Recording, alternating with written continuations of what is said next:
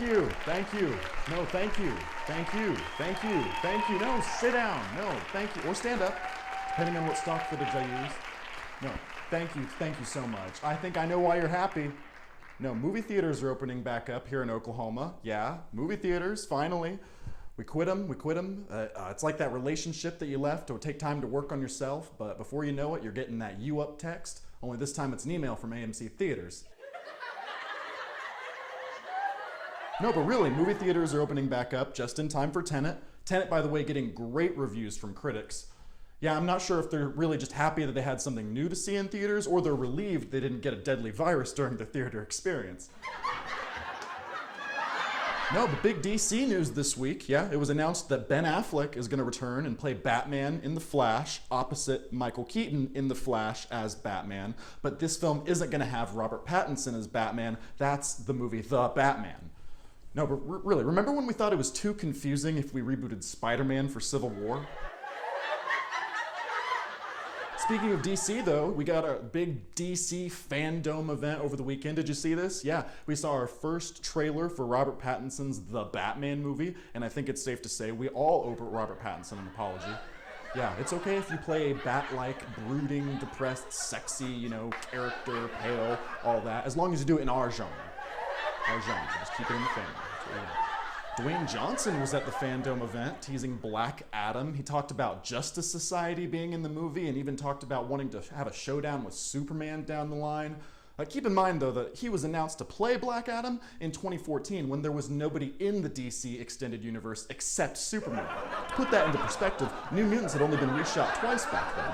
Also at DC Fandome, we got a beautiful new trailer for the Snyder Cut. That trailer was actually leaked ahead of the event, and when a movie critic talked about it on Twitter, Zack Snyder saw that tweet and went off, replying, "You said you enjoyed the theatrical cut of Justice League, like you enjoy your Saturday morning cartoons. Well, this is made for grown-ups, so you're not in the demographic. Also, cool of you to comment on a leaked teaser." Here's an unrelated clip from another movie that Zack Snyder made for grown-ups. She with you? I thought she was with you. All kidding aside, though, the Snyder Cut trailer looked beautiful. I think it's a great testament to what can happen when you give a good man a second chance. Can someone pass that message along to my Tinder girls that I've met? Okay, no, thank you so much. And we've got a great show for you tonight. Ricky Salcedo and Peyton Grufick are with us. I talked to them both yesterday. Let's get right to it. Okay, he is a struggling actor based in Los Angeles, California. Peyton Grufick is with us. Peyton? How you doing? Thank you for having me. And he is a filmmaker based in Tulsa, Oklahoma, and co-creator of the film Fanclub here on YouTube, Ricky Salcedo. Hi, Ricky. What's up, guys? Good to be here. And the big news, of course, I guess we should just get right into it, is DC Fandome. Peyton, you were telling us a little bit before we started a couple of your favorite things. What were those? I really enjoyed what I saw with Wonder Woman, the Batman, Adam, everything about Suicide Squad, and then the two games, Suicide Squad and Gotham Knights. Ricky, going off of that, what were some of your favorite things? Definitely the Batman. The trailer really impressed me. Like you mentioned earlier, it felt very grounded, and it seems like a different take than we've seen in film. I can't think. Maybe The Dark Knight would come closest. But yeah, I like the gothic vibe. I was a little weary at first of Pattinson, but I think I'm sold now. We were talking about it also beforehand. I'm getting a little bit of a year two vibe, but that's what they're trying to go for. It's early on in his career. And Peyton, we saw a little bit of, obviously the beginning in Batman Begins, but based on the trailer, we're getting some, a feel of like a rugged Batman. He's, the way he beats up that thug at the end of the trailer. What does this tell you awesome about Robert Pattinson's iteration? We're getting emo Batman. That's it. Yeah. No, but I'm totally okay. I've been waiting for a rated R Batman.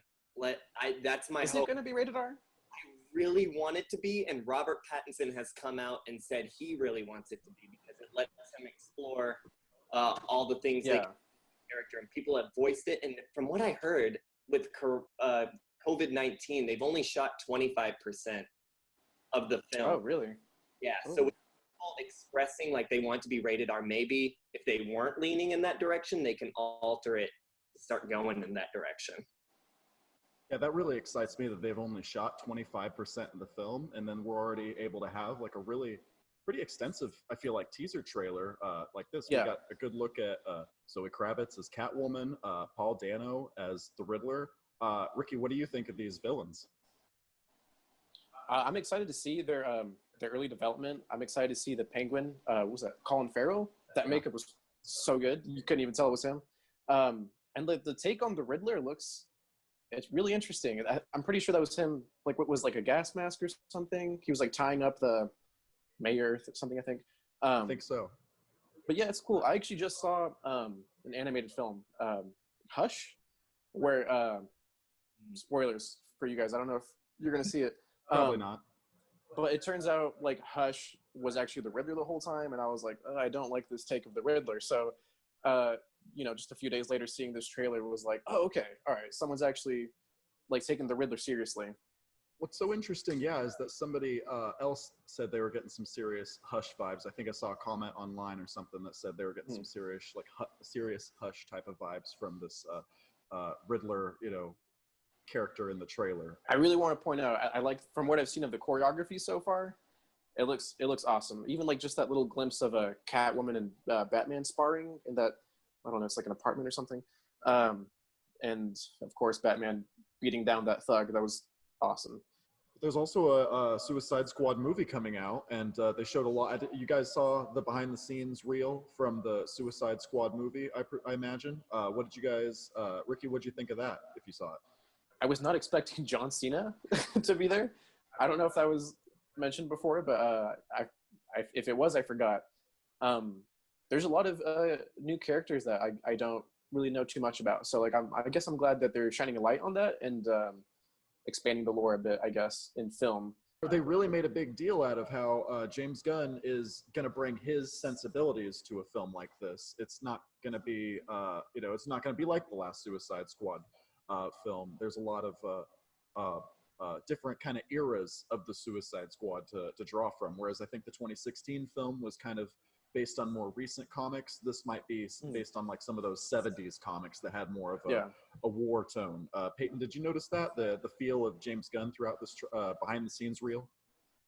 Yeah, they really had to explain it to me because I wasn't catching on to like these war vibes that were going on. But I'm a little cautious about the new Suicide Squad movie because that's a lot of characters we're cramming into them. That's a lot.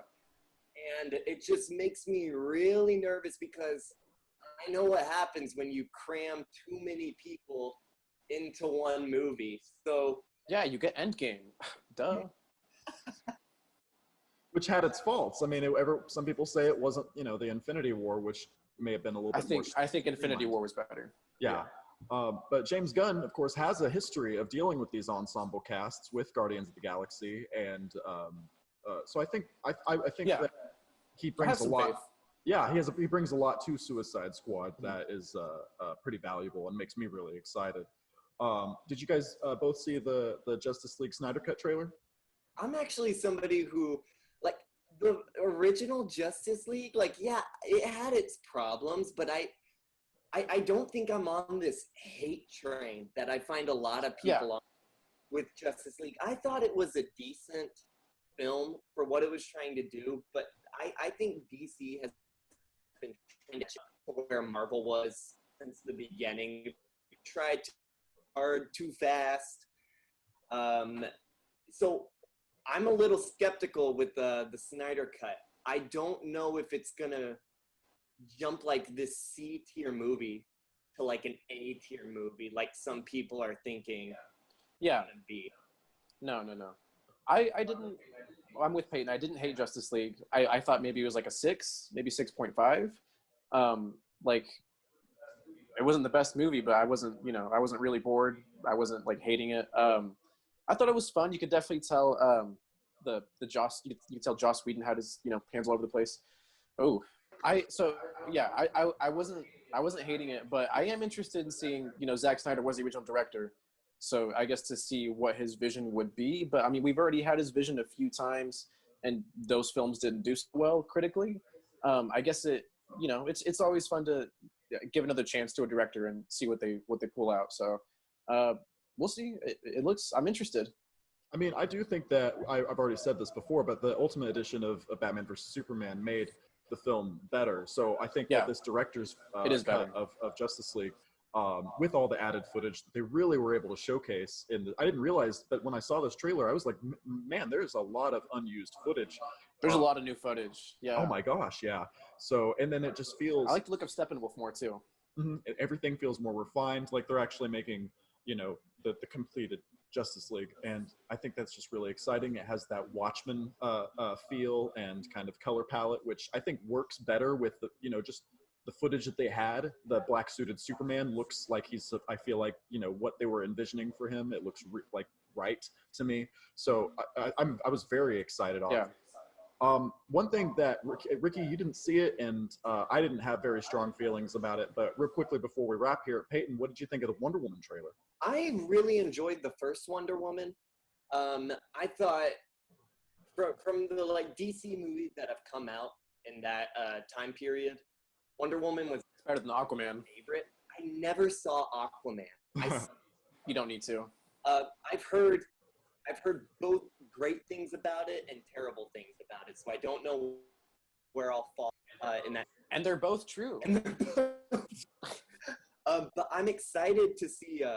I'm a big fan of Kristen Wiig, and this is like I'll see her in like a villain role. I think this is the first time she's ever done a big. Yeah. And I know she can do her acting job. I did see a snippet of the what's the name?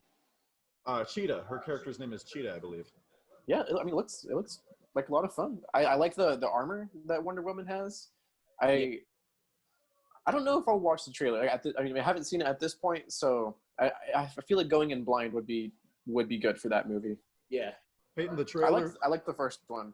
Did this make you think this second one's going to be a little bit better than the first one, or right about the same, Peyton? Oh, it'll probably be a little worse. First one, just being honest. Yeah. I don't know. I'm going to wrap it up there, guys. Thank you so much for joining me. Where can people find you online, Peyton? You can find me on Instagram. That's my home. That's where I stay. And that is just at Peyton Grufik. That is Peyton with an E. And then Grufik, Grufik. Good luck spelling it.